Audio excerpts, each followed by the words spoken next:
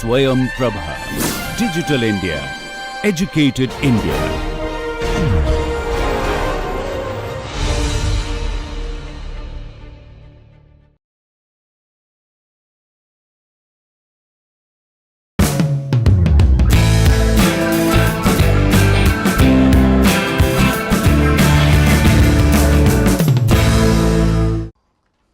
So, in today's class we look at some aspects of transient conduction. As you all know, transient conduction is a very important topic in conduction heat transfer. So, in the last few classes we have been looking at the steady state temperature of systems, right, whether it is a spherical tank storing liquid oxygen, or there is a brick wall, or there is a material with variable thermal conductivity, or there is a nuclear fuel rod. Though it is generating heat, heat is being taken away, we are looking at steady state. We are not looking at transients. What happens when the nuclear fuel rod is generating heat but enough cooling is not available? What will be the temperature response of the nuclear fuel rod? These are also important, right? All the time we cannot expect system to be operating at steady state. There will be a startup phase, there will be a shutdown. Transients are the norm. Generally you can see transients around, but basically if you look at if you look at a complex power plant and all that, we are interested only in the steady state operation. That is fine, but there are startup and shutdown of even for a data center, laptop computer, cell phone, or your nuclear power plant. These are all critical. Nuclear power plant, for example, you know that the startup and shutdown are extremely critical. So, the most complicated could be 3-dimensional unsteady, could be the 3-dimensional unsteady conduction. You know that we cannot solve it on the blackboard and all that. So, we have to use a separation of variables and all that. It will involve a lot of mathematics, and also if it is 3-dimensional unsteady in spherical or cylindrical coordinates, it is going to be very messy. So, we will restrict our attention to Cartesian coordinates. We will start with a simple 1-dimensional transient conduction, but if it is 1-dimensional, t is already a function of x. I am also saying that it is transient, therefore t is a function of time, therefore already temperature is a function of more than one variable. So, temperature will be a function of two variables even in the simplest case, but the two variables will not be the spatial coordinates. One will be the spatial coordinate, one will be the time coordinate. Let us consider a simple case like that, right. Now,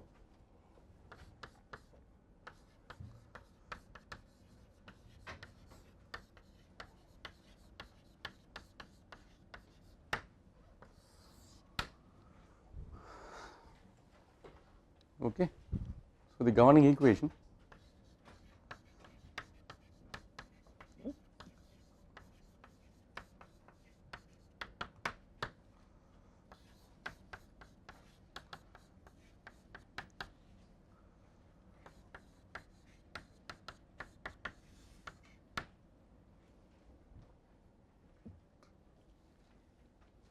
let us consider the situation in which QB equal to 0.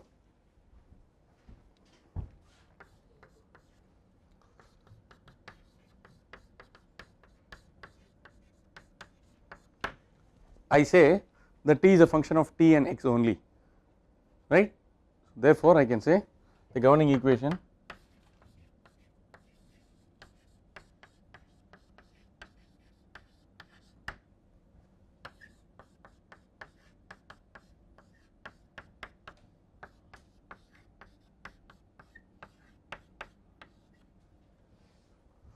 even though t is a function only of x, I am constrained to put dou square t by dou x squared because t is a function of time also, alright. So, let us call this 1.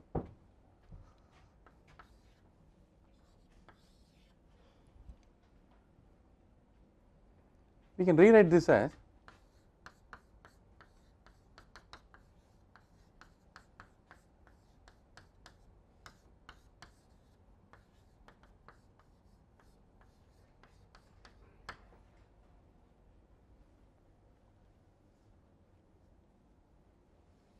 okay. So, what should be the units of this alpha?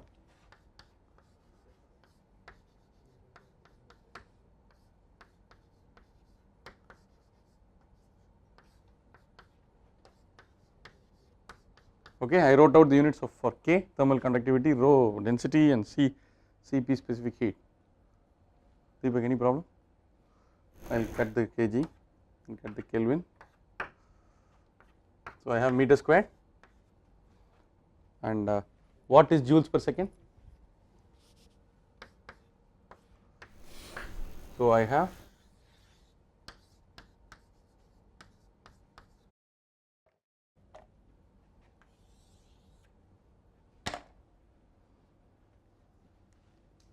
so alpha is called the thermal diffusivity.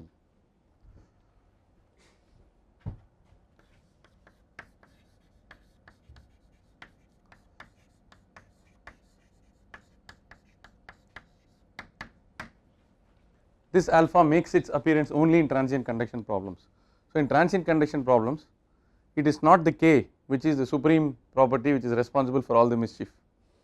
In steady state conduction, the fin, when we change from aluminum to copper or copper to stainless steel, you saw that the performance will change, because m squared is equal to hp by k, everything will change. Steady state conduction, thermal conductivity is king, but in unsteady it is thermal conductivity divided by rho into Cp, which has got the units of meter square per second. So, it gives you a rate at which the thermal disturbance propagates. So, we will look at the physical interpretation of alpha a little later, but now it suffices to say that the alpha is a parameter, is a quantity, the physical is a thermophysical property which appears in the transient conduction equation, right. Alpha is a property of the material. Alpha for wood is different from alpha for steel, alpha for steel is different from alpha for aluminum, copper and all that. So, if you are looking at some unsteady heat transfer and you want a design based on that, then you will choose your material appropriately. Mathematicians refer to this equation as the heat equation.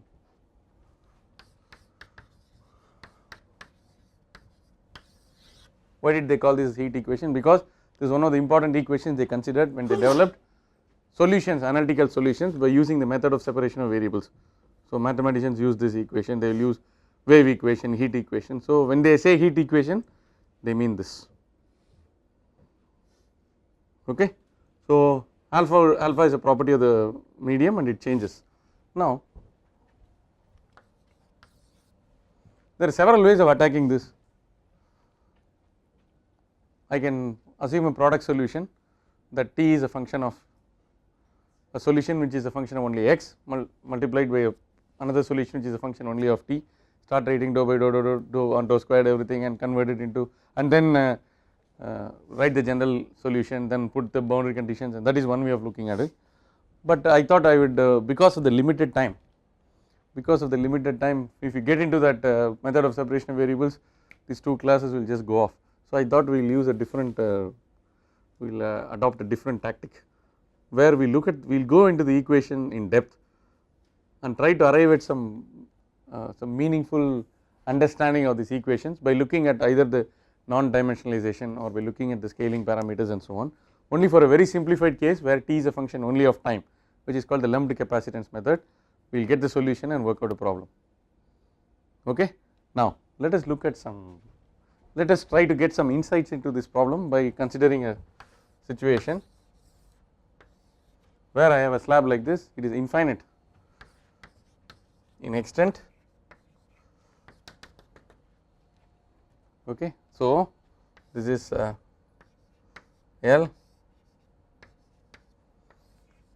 and x starts from here.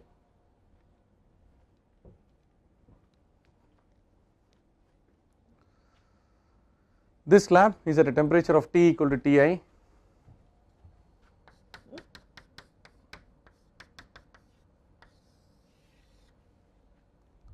This slab is at a temperature of T equal to Ti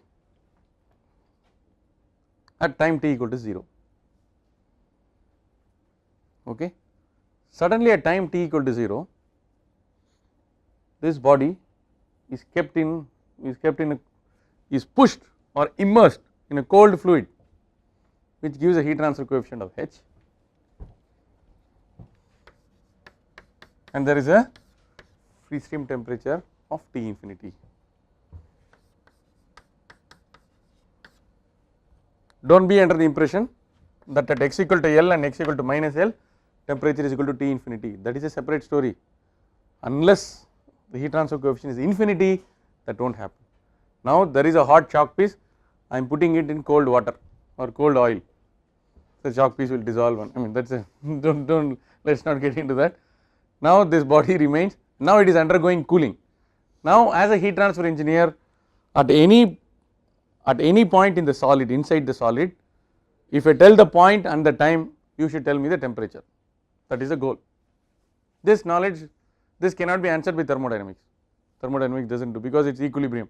It will say after everything is over, it will say chalk piece will come to equilibrium with that. The heat from the chalk piece will go into the water. What is the equilibrium temperature of water and chalk piece? Thermodynamics will tell you, but we have no patience. We want to do heat treatment of this, we want to pull this out after 20 minutes and do some other cooling and all that. Therefore, we need to know at a particular instant of time, at a particular place, what is the temperature. That is why we are doing all this. Okay. Now the story is clear, then I have to tell that Ti is greater than T infinity. So the slab is cooled, right, and you have symmetric boundary conditions on both sides. Okay. Now let us start working on the equation.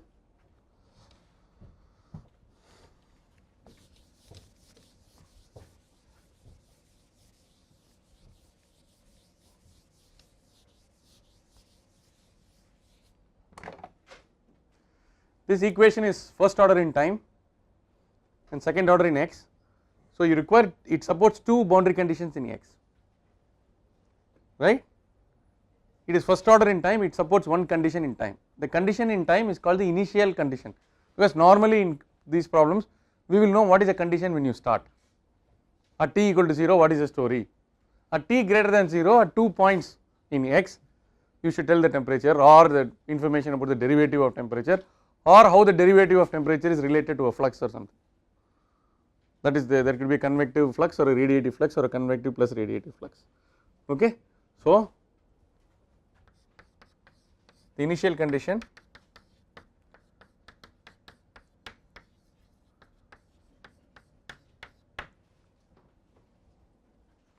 how will mathematicians write for all x?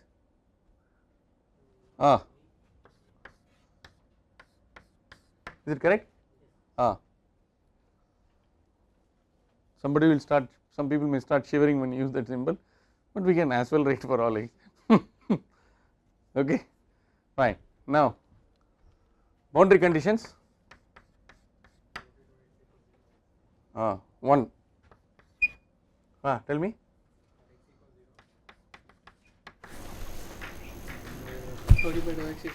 Why?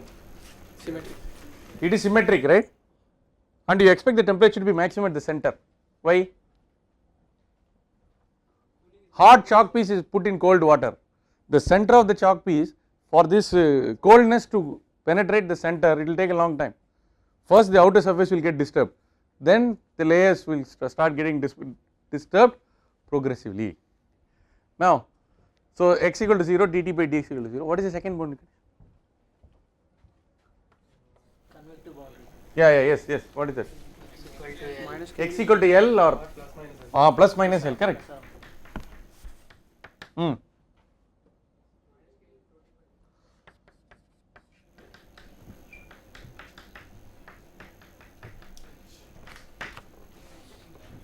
Is that okay? So this is 3, this is 4,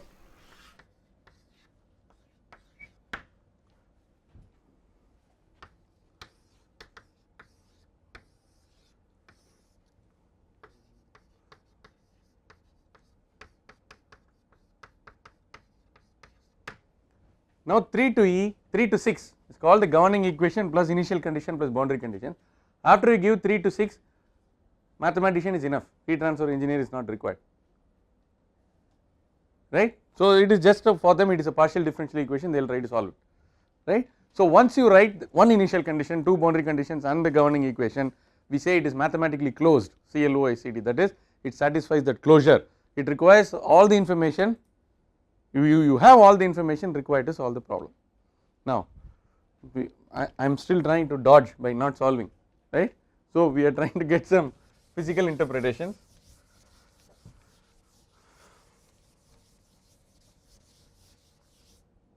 Now let us try to do some non-dimensionalization or normalization of the equation, right. So I define a new dimensionless temperature or dimensionless temperature excess, which I call it as T minus T infinity by Ti minus T.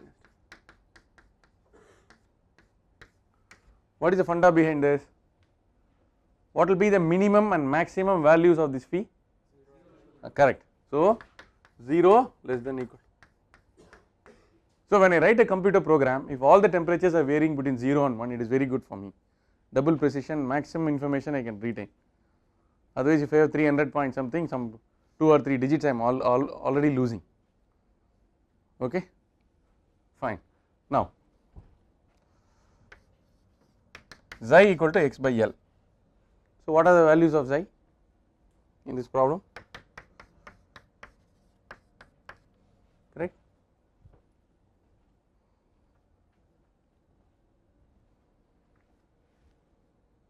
X we have done, this we have done. Now I define what is called the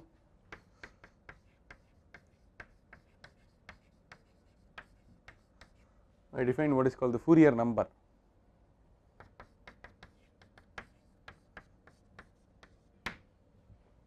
It is a product of the thermal diffusivity multiplied by time divided by L square.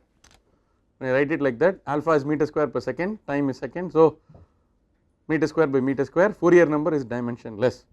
So it is yet another dimensionless number in heat transfer. So Joseph Fourier worked on it, so we want to honor him, and so we have put this as Fourier number. What is this Fourier number? Fourier number is nothing but the dimensionless time. So time, is that okay? So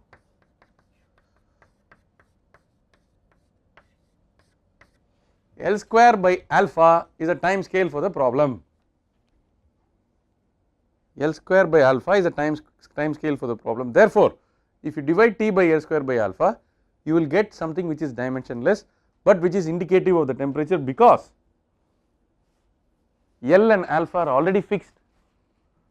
For the chalk piece, you know what is alpha, you know the dimension, so only the T is changing. So it gives you information on the time. Okay. Now with this we will now normalize or non-dimensionalize the governing equations.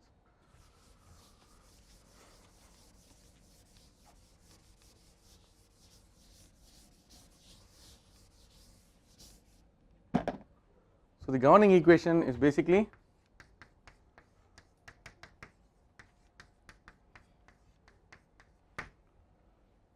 from T I have to go to phi. Okay. So this will be just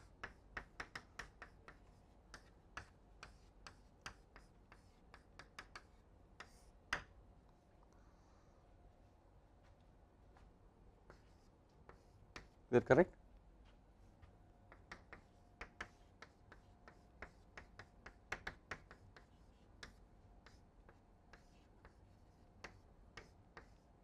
Yeah, please check whether it is all right.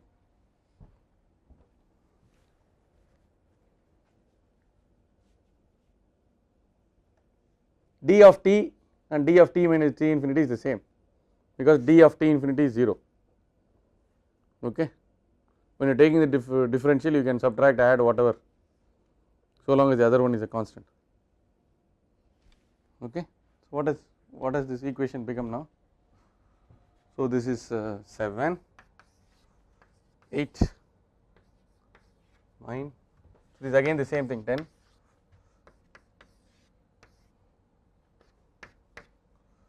Therefore,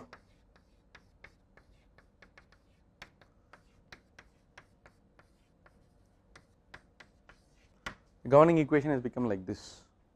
What about initial condition?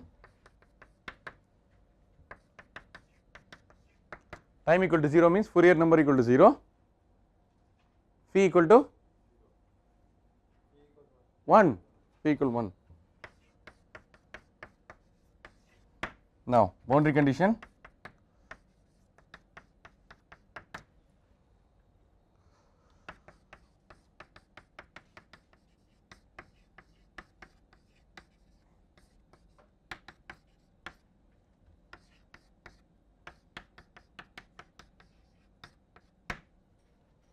is it okay?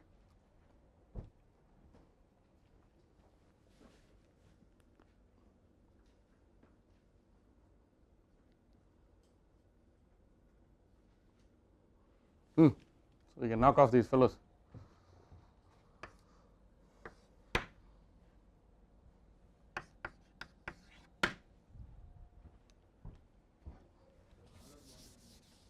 What another boundary? Yeah, we will do that. So this one is xi equal to plus or minus 1.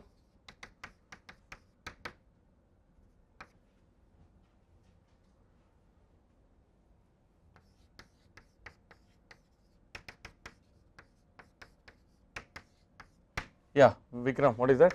Xi equal to 0.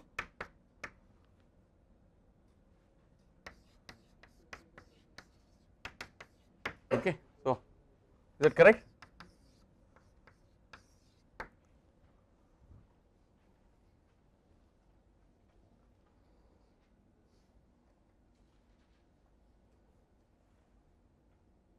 Now this HL by K is called the Bio number. Okay, so this HL by K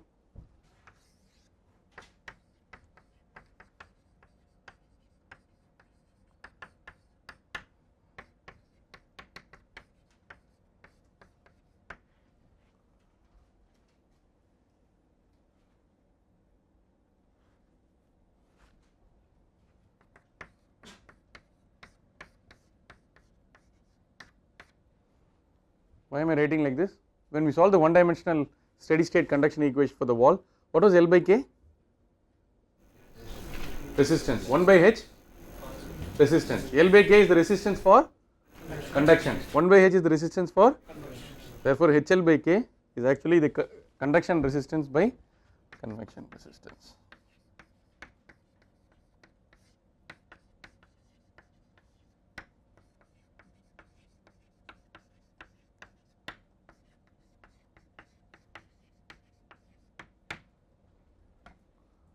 Okay, now we will take a detour for a few minutes and then we will come back. Yeah.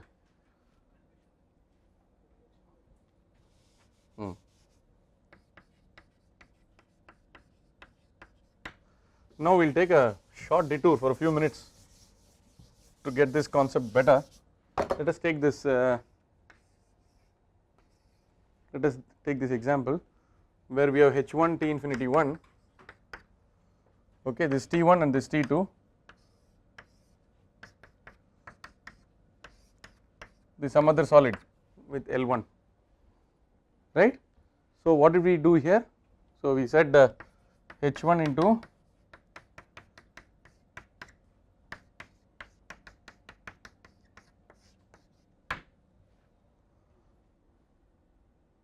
is it correct? Now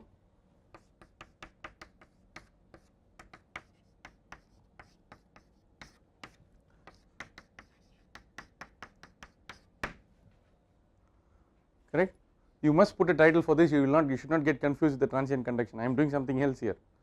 Okay, so T1 minus T2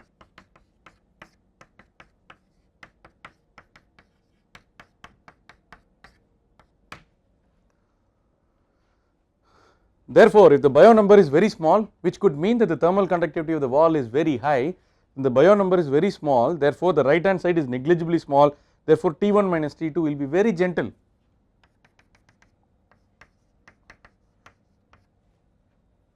If the thermal conductivity is very poor, to accomplish the same heat transfer rate is very poor, the Bio number is very high, therefore T1 minus T2 will be substantial. Okay, therefore, so the Bio number lets us decide whether there are temperature gradients within the solid. If the Bio number is very small, therefore we are at liberty to assume that the whole solid is at one temperature, which is called the lumped formulation or lumped capacitance method. Granted, no heat transfer will take place without a temperature gradient, but for a finite flux Q is equal to Ka dt by dx.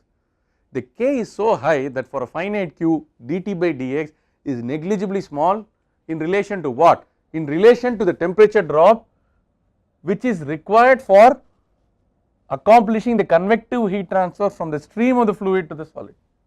So compared to T infinity 1 minus T1, T1 minus T2 is substantially small, therefore in relation to this we need not worry about this. Therefore if you have a situation where Bio number is much less than 1, then this system is dominated completely by the surface resistance or the convection resistance which happens at the interface between the solid and the fluid. On the other hand, if you have a situation where you have a plastic or an extremely poor conductor, then this, given that you have a situation where there is a conduction and convection coupling or conjugate heat transfer which is taking place, this the controlling resistance will be the large conduction resistance or the poor conductivity of the solid under question. Therefore, you cannot ignore the gradients within the medium, is that okay. So, therefore, Biot number less than 0.1 T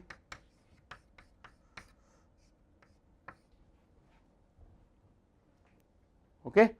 So, if I give you a transient conduction, if you encounter a transient conduction problem, the first step is to calculate the Biot number. If the Biot number is less than 0.1, you can go ahead and convert it into a problem where there is only one temperature within the whole solid. Okay. Now, this Biot number is HL by K, in this case H was clear, otherwise you have what is called HLC by K, okay. LC is the characteristic length,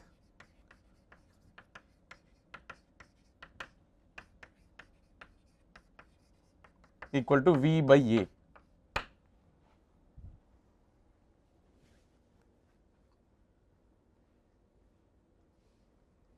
I hope you get L, I hope you do not get 2L in this problem if you do V by A, okay.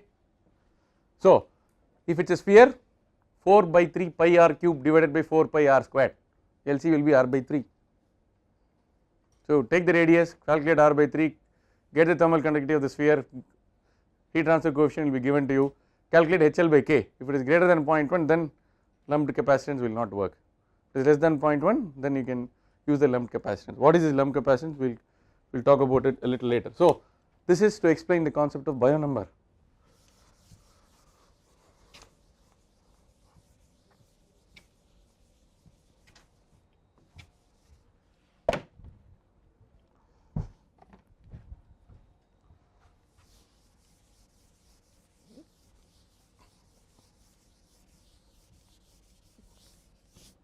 What it means is, what it now means is,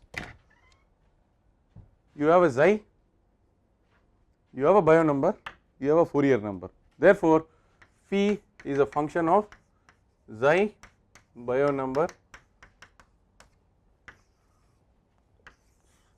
So, this is the result we got by doing a normalization or non-dimensionalization of the governing equations. This is considered a standard practice in fluid mechanics and heat transfer. There is yet another way of getting these 3 parameters. What is that method?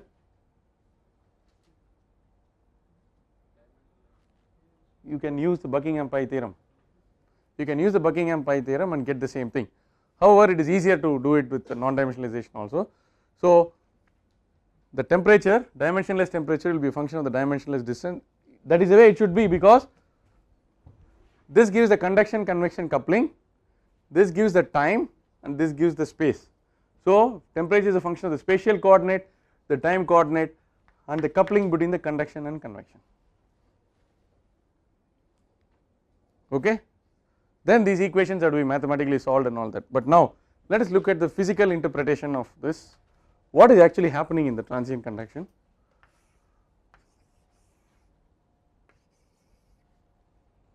Okay.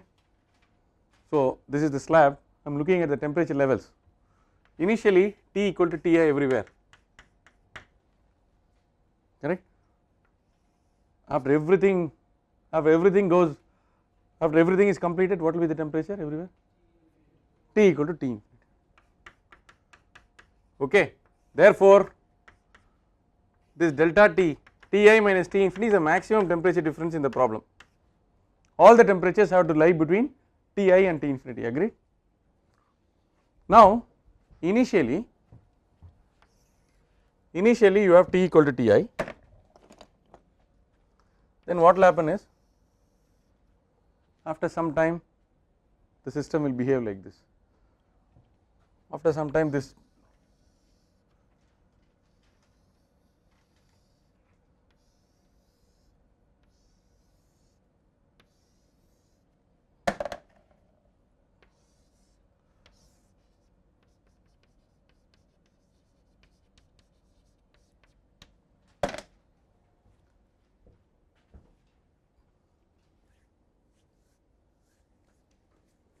correct. So what is this? There are three regimes. There are three regimes for the conduction, transient conduction. There is an initial regime where there is a portion of the slab which does not know that there is a disturbance which has taken place at x equal to plus L and x equal to minus L. So that is the early regime. There is a middle regime in which at all points in the domain the effect of the disturbance at the wall is felt. That is, this temperature is coming down, this temperature is coming down. Of course the temperatures are coming down at different rates depending upon the governing equation, what the equation tells you, right. That is called the middle regime.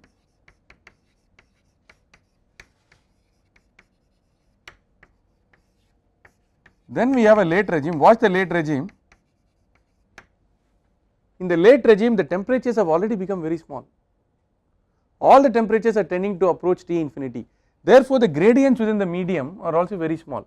This is what corresponds to Biot number much less than 0.1. So that is the late regime case. Okay. So simplifications are possible in regime 1 and regime 3. Simplifications are possible in regime 1 because all the solid is not taking part in the heat transfer activity. In regime 3 the complete solid is taking part in the heat transfer activity, but the gradients of temperatures are very small because the body itself is sluggishly approaching towards T infinity. Therefore you do not worry about the temperature gradients within the body. Therefore simplifications are possible to the governing equation in regimes 1 and regime 3, but in regime 2 you have to solve the full transient conduction equation. Okay. Let us look at the early regime now.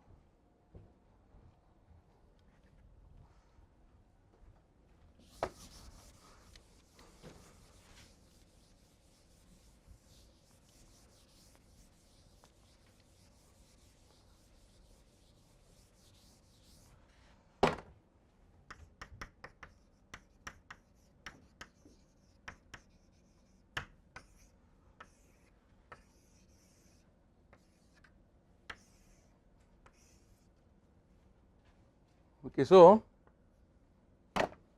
after some time the temperature is, this is T equal to 0, this is T equal to T1.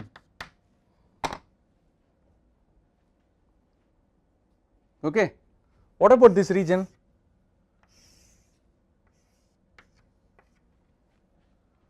This region which I have enclosed by the two arrows is completely ignorant of the presence of a disturbance, that is some cooling has taken place at x equal to plus or minus L. Okay. This region, this is the region where the effect of the disturbance is felt. Therefore at a particular time T is equal to T1, if we try to find out this region where the thermal disturbance is felt, and this thickness if you call it as delta, that is the penetration depth, that is the depth of penetration of the thermal disturbance from the surface. How does this penetration depth go? How does it scale as? Okay. Are there some, can we know more about this delta? So for this we have to do what is called scaling analysis.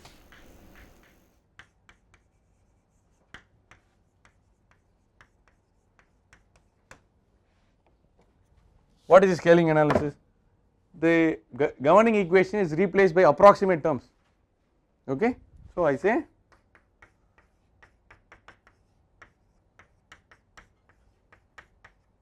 what is a good scale for delta T in the problem? Maximum delta T, what is Ti minus? Okay. Let us say we are talking about a time T compared to time T equal to 0, therefore delta T is T minus 0, it is T, right. Now I am doing an approximate this thing, therefore I will put approximately goes equals alpha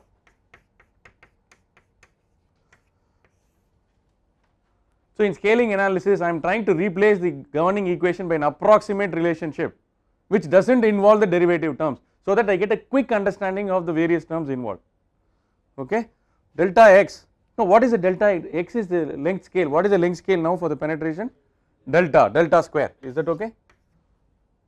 What is it that I am trying to do? I am trying to get an estimate of delta, So please remember that if once an equation is given, you do not have to go to the computer straight away.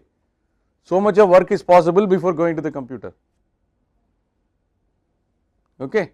Now if I do this, it is very interesting. Delta square goes as, or delta goes as root of alpha t. So the penetration depth goes as root of alpha into time. It is intuitively apparent that as the time increases, the penetration depth will increase. As the alpha increases, that is why if some sambar or rasam is boiling and there is a ladle, you touch with a stainless steel spoon, immediately within a few seconds you will feel that. But if you put a wooden spoon, it will take a long time for you to, there it is not the K, that is the alpha. Whether at the place where you have touched, that disturbance has propagated, that is from the burner, it has come to the sambar or rasam, it has come to the ladle, and I can model it, the ladle I can model it as a one dimensional fin. Bejan has done it in his book, heat transfer book. If people are interested, you can do that. So that handle you can model it as a one dimensional annular fin or something, then you can find out exactly transient fin at what time you will feel hot. Is it okay? So this is, so delta goes as root of alpha t. Between two materials, if you want to find out the penetration depth, delta 2 by delta 1 for the same time will be root of alpha 2 by alpha 1. Okay, we can work out problems on this, all that is separate story, but the most important thing is because I got delta is root of alpha t. Suppose I introduce what is called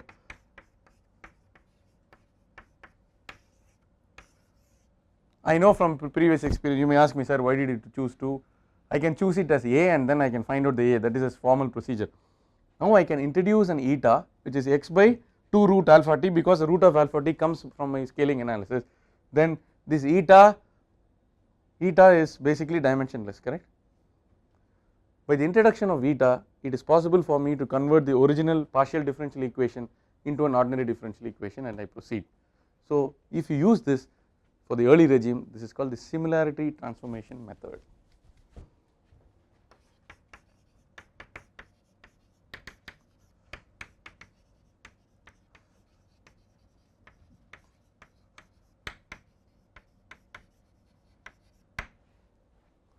Okay, let us start. I don't have enough time to do this, but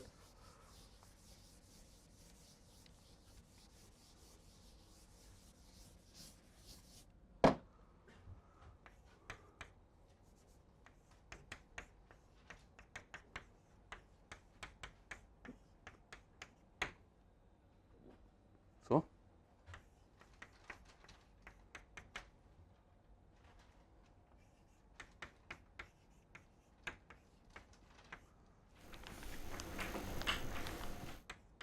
correct.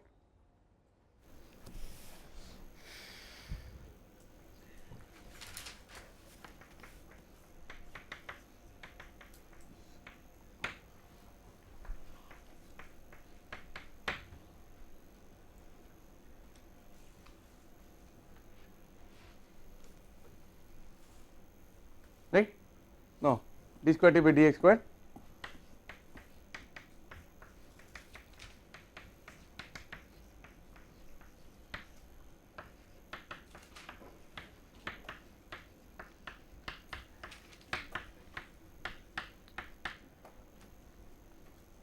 They write it right.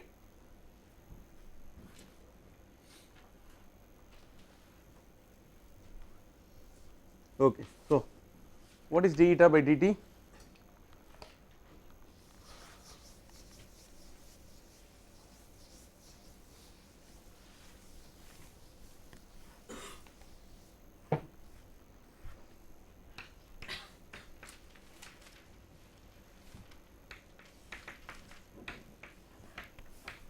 Is that correct?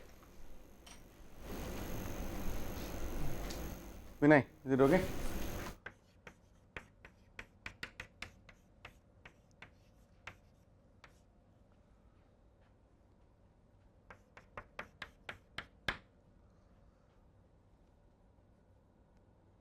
T to the power of minus half is minus half 3 1/4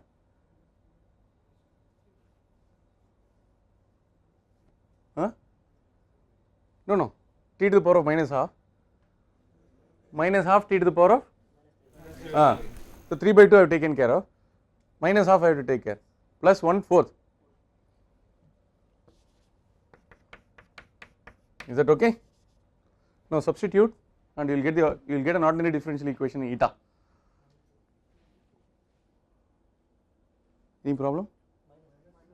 Why? Correct, minus. And there is a alpha in this equation, the last equation. What? No, that will come in here. No. Why alpha should come here?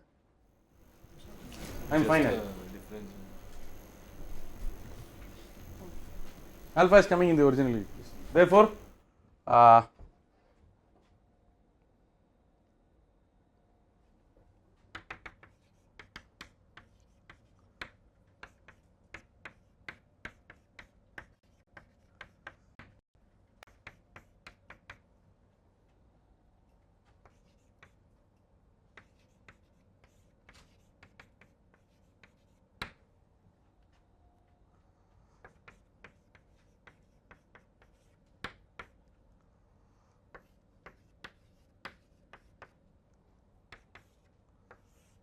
yeah, Pawan, now the alpha will come.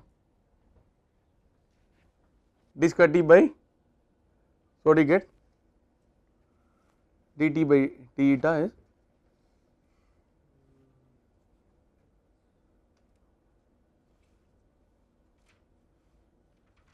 that 1 by 2 alpha t can be taken out, right? You can just write it as d square t by d eta square, right hand side, correct? Yeah, you can write, isn't it?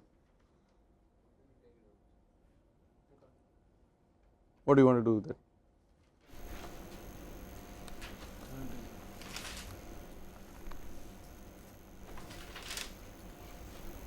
Okay, I will have to proceed to the next.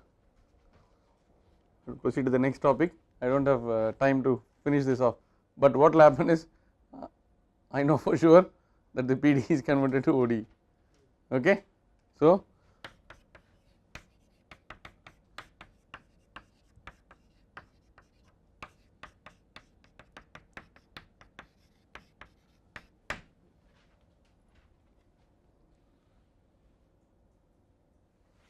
okay, now let us leave the mathematics, let us get back to the physics.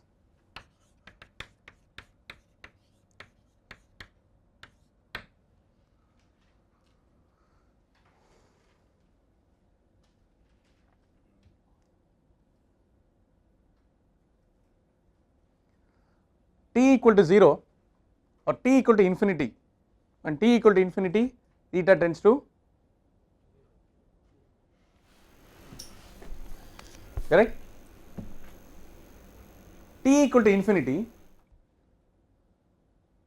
is mathematically, as far as this thing is concerned, t equal to infinity corresponds to eta equal to 0, x equal to 0 also corresponds to eta equal to 0. So by the combination of x by 2 root alpha t, when eta equal to 0 or eta is equal to infinity, you can keep the t constant and see what is happening with respect to x, or you can keep x constant and see what is happening with respect to t. Therefore by the combination of x by a very intelligent combination of x and t, we can put x by 2 root alpha t such that we will get one parameter eta called the similarity parameter, similarity variable, which will tell the whole story of the transient conduction in the slab. Okay, you will get d square t by, it will result in what is called the error function. The solution will result in what is called the error function, complementary error function and so on. I do not have time to discuss that. Now we will go to the late regime. Okay, early regime, so it is possible to do some simplification where you can introduce a similarity transformation, and then why are we doing all this struggle? Because our belief is solving ODE is simpler compared to solving PD. Okay, so if that belief is true, then it is worth doing this, otherwise you go to MATLAB and solve it, use your PD solver and okay. For the early regime it is not required. For the late regime, okay, so late regime,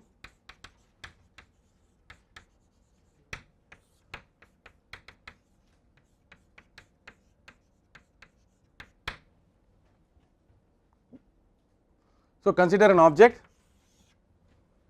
which has a mass m, volume Cp right, H and T infinity, it is at a temperature T and it is cooling. Okay, initially Ti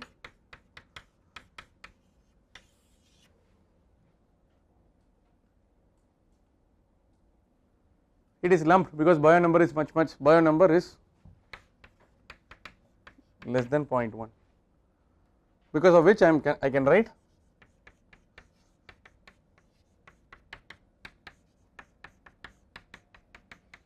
so this is the governing equation for the problem. I can define a theta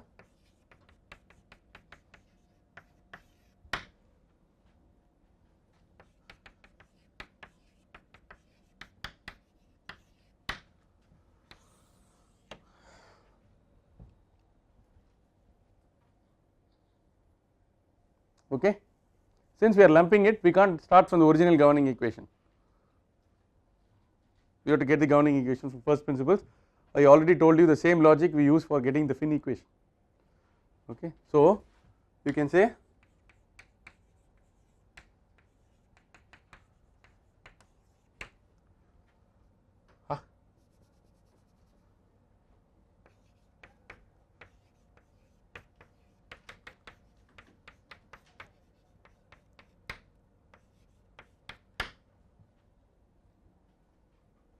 okay.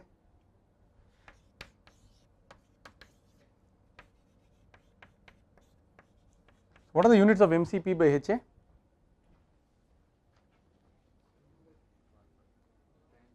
It has got the units of time, so it is basically, it gives you an idea of what is the scale for time in this problem. So it is called the tau, the time constant.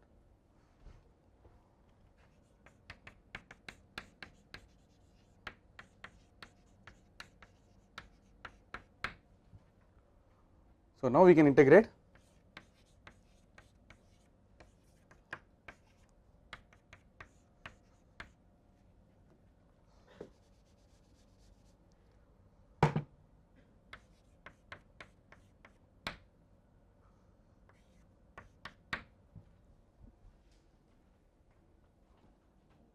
No, is it okay? No, dt by tau, correct? So we get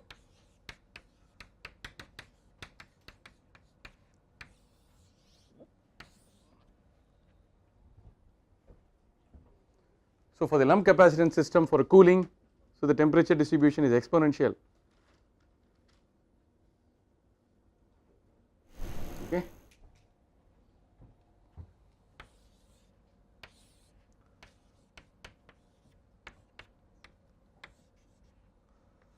So this theta will asymptotically tend to 0 as time t tends to infinity.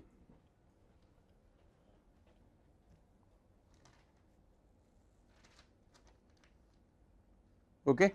So if you want to do a heat treatment, you are having a stainless steel bearing or ball bearings or whatever, then if you know the initial temperature at which it is heated and you want to know, and you want to pull it out at the end of, you want to pull it out when the temperature reaches 400 Kelvin, if you, or 500 Kelvin, if you know that the ball bearing can be assumed to be lumped, that is spatially lumped, then you know all the properties of the stainless steel, thermal conductivity, Cp, H will be given.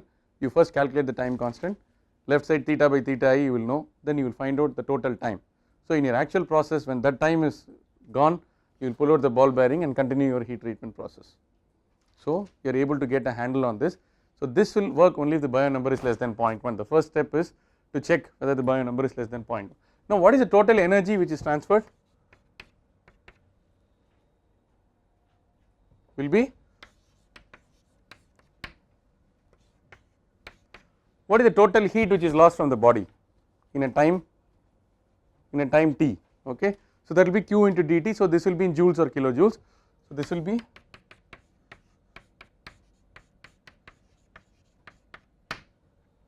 right, so this will be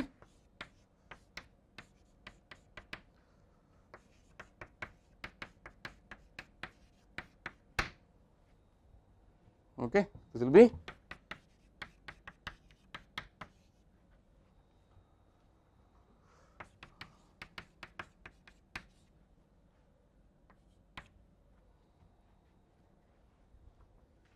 okay.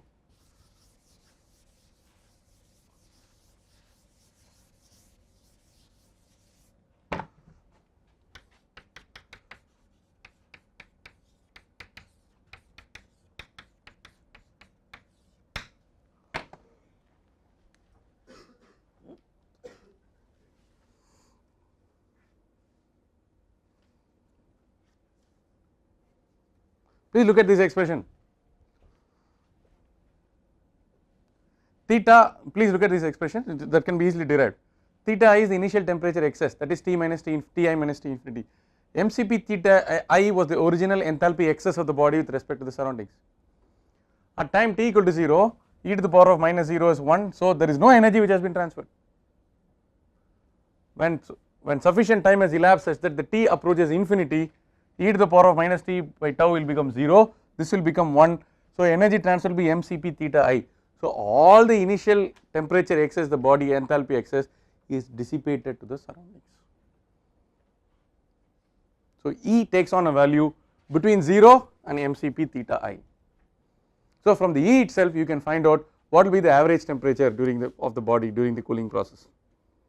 The average temperature is the temperature itself, but this average temperature is an important concept if spatially also the temperature is changing.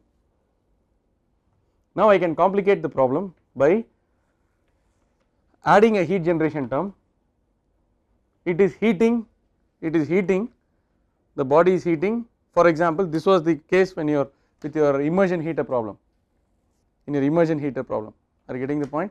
mCp dt by d tau equal to HA theta, that is minus, plus Q, which is the electrical input. So there will be a phase where the heating will take place, then there will be a steady state, then when you switch off the heater, cooling will take place. So you have to appropriately model the governing equation. Is that clear? So whenever you have a cooling curve, it will be like this.